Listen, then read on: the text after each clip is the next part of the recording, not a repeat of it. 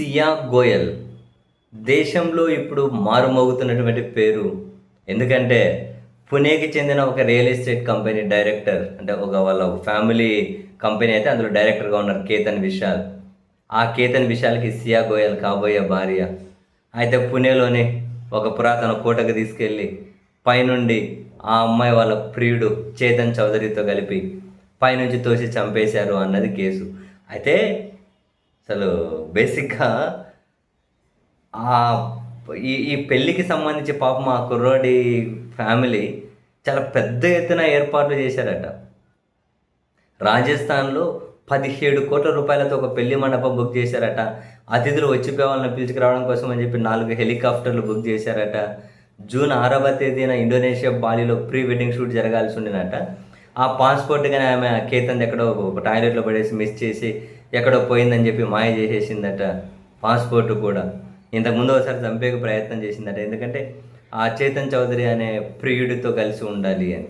ఈ సియా గోయల్ అనే ఈమె వీళ్ళ కుటుంబానికి బేకరీలు ఉన్నాయట. వీళ్ళ ప్రియుడికి ఏమో డ్రై ఫ్రూట్ వ్యాపారాలు ఉన్నాయట వాళ్ళ ప్రియుడి కుటుంబానికి.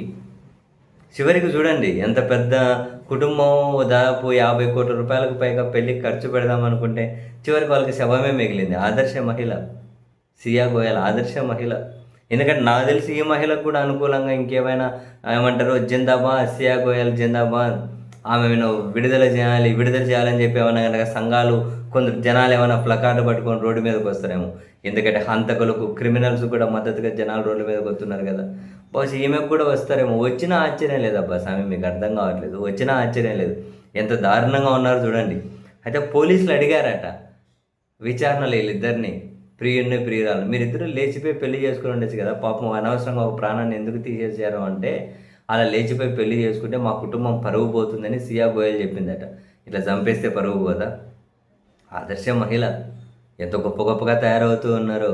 ఇప్పుడు చూడండి, మనుషులు, బంధాలు, బంధుత్వాలు, అదే బాంధవ్యాలు ఎంత ఎంత హేళన చేయబడుతూ ఉన్నాయో, ఎంత దారుణం అయిపోతుందో సమాజం.